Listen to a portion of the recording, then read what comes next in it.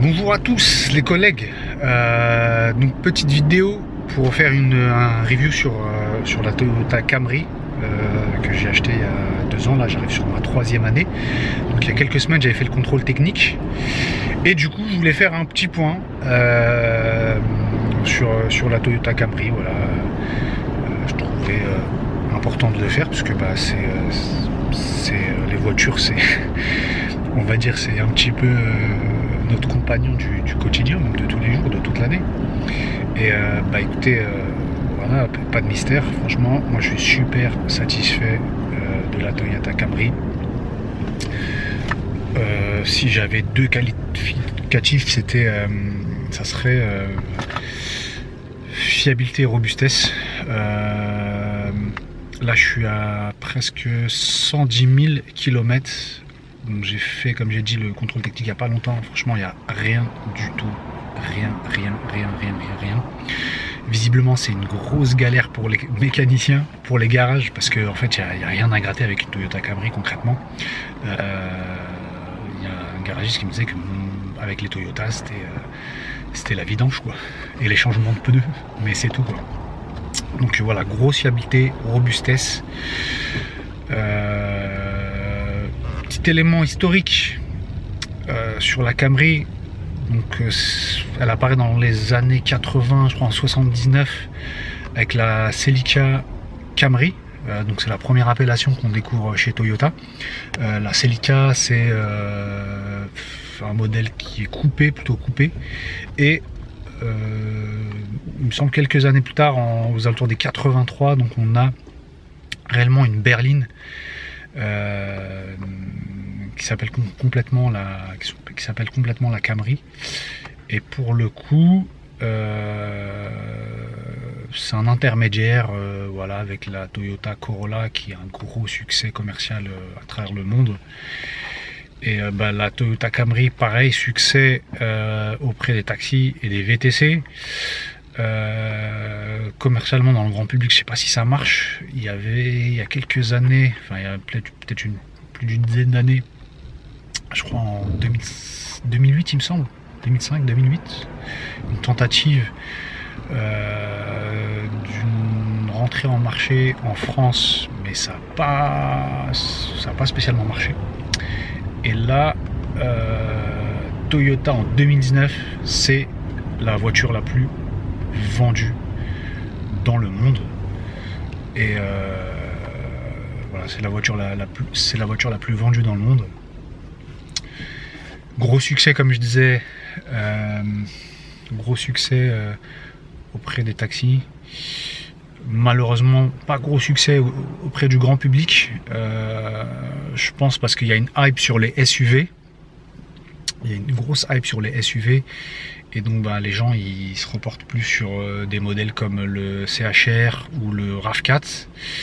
Et je pense que si Toyota s'était mis sur un modèle SUV comme les RX ou les NX de chez Lexus, donc leur marque premium, je pense que ça aurait bien marché chez Toyota. Est-ce que j'ai des points négatifs sur cette voiture là? Bon, il y en a toujours, hein, mais après je vais dire que je chipote. Peut-être sur la qualité du vernis, il y a beaucoup de micro rayures. Après peut-être que c'est ma faute, donc je déconseillerais aux gens de laver au rouleau parce que le vernis il est pas très costaud, pas très robuste, et du coup je déconseille réellement d'utiliser le rouleau parce que ça abîme assez rapidement le vernis, ce qui fait qu'il y a pas mal de micro rayures. Moi je suis grand, donc je fais 1m95 peut-être au niveau du plafond. Faire une voiture un petit peu plus haute en termes de confort, franchement moi je suis satisfait. Après voilà, il y a des taxis qui vont comparer avec leur Lexus. Oui, le Lexus c'est plus confortable, etc. et tout. Je trouve que oui, certes c'est plus confortable. Après il n'y a pas une différence significative, hein. Sur la Toyota Camry, c'est pas non plus des chaises en bois. Donc voilà, sur les points négatifs, c'était ça. Moi j'ai un modèle 2020 Et du coup, sur le modèle 2020, ça va être sur la planche de bord. Elle n'a pas trop évolué par rapport au modèle 2021, il me semble, 2021-2022. Alors je vais vous montrer, ils ont juste rehaussé l'écran. Voilà, ils ont juste rehaussé l'écran. Le CarPlay, il marche beaucoup mieux. Là, je m'en suis jamais servi en fait, j'ai jamais réussi à le faire fonctionner. Et je trouvais que c'était pas très intuitif, pas très pratique. Après, sur l'aération centrale, moi, ce qui peut me poser problème sur ce modèle-là, après, je sais pas si ça a été corrigé, j'ai pas regardé chez des collègues, mais ce qui me pose problème sur cette aération-là, c'est qu'on peut pas bloquer l'air. On peut le faire sur les latéraux, mais pas sur le central. Donc après, c'est assez problématique. Sinon, après, j'ai pas vraiment de pratique. J'ai pas vraiment de critique en fait. Après là, c'est vraiment du chipotage, mais ça peut être important vu qu'on passe énormément de temps dans notre voiture. Quelqu'un qui a une utilisation on va dire assez classique, ça va pas être des inconvénients. Pour nous taxis, ça va être complètement différent. Les clients sur le confort, ils aiment bien. Franchement, à l'arrière, ils aiment bien. Je trouve que c'est super confortable. C'est une belle voiture.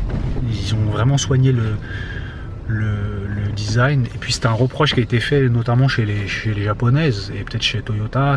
C'était surtout le design en fait. C'était surtout le design. Et là, franchement, je trouve qu'en termes de design, ils ont vraiment réussi une belle voiture avec une belle calandre. L'arrière est génial, le coffre est génial, franchement il y a une grande capacité et c'est ce qui fait le succès chez les taxis, notamment chez les taxis parisiens, parce qu'en province je sais pas s'ils ont ça, ils sont très Mercedes, donc ouais, ça fait vraiment une belle voiture. En termes de motorisation, donc c'est un modèle hybride. Sur le modèle hybride, je suis en consommation, c'est quoi, c'est 5 litres 8, 6 litres 2 au 100. Ça va dépendre si je fais de l'autoroute ou pas, si je vais à l'aéroport.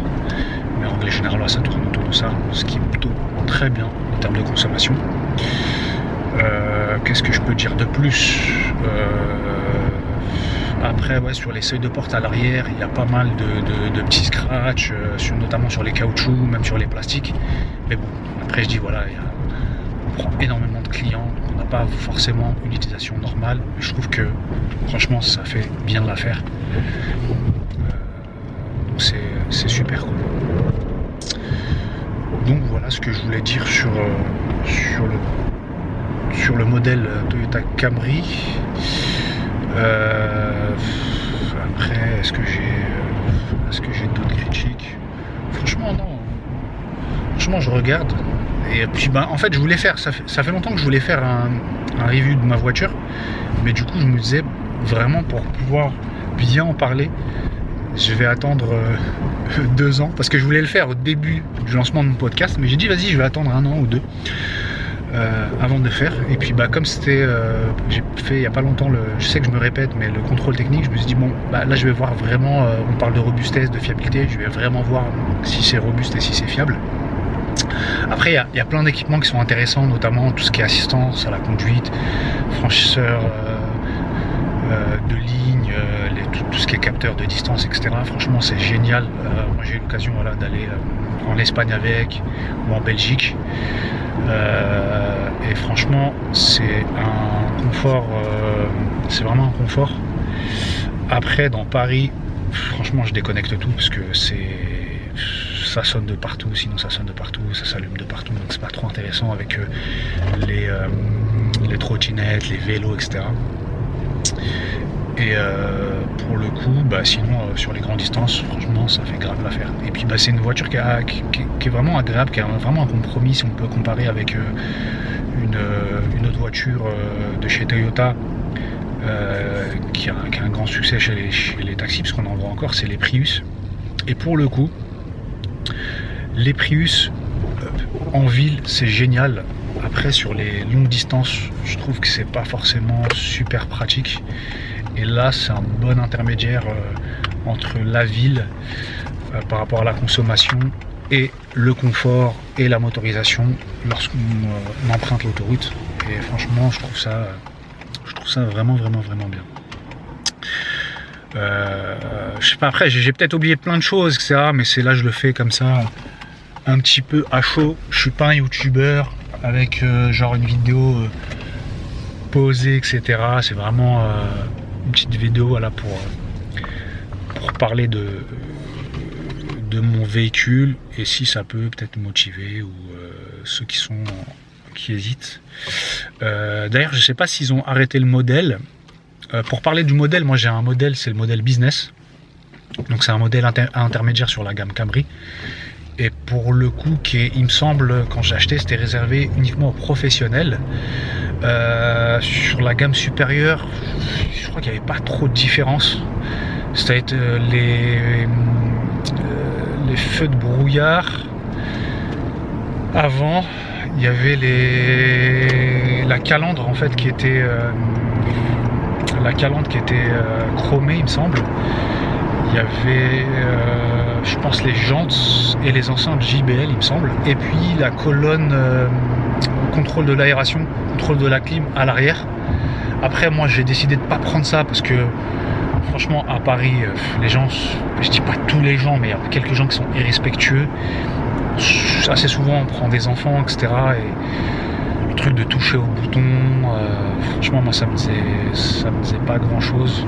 Après JBL, je m'en fous. Anti-brouillard, je m'en fous. Anti-brouillard à l'avant, je m'en fous. Voilà, on est sur Paris. Après, en termes de prix, il n'y avait pas vraiment de différence, hein. Franchement, il n'y avait pas une grosse différence. Mais voilà, c'était pas, pour moi, c'était pas significatif pour pouvoir. Franchement, les options n'étaient pas super significatives pour pouvoir prendre cette gamme-là. Ah oui, il y avait aussi les avertisseurs au niveau des rétros qui s'allument. Donc ça fait, pour moi, ça faisait beaucoup trop en fait. Sur les avertisseurs rétro, ça faisait beaucoup trop. Bon, après voilà, il y a des collègues qui l'ont pris, tant mieux pour eux. Moi, j'ai décidé de ne pas prendre ces options-là.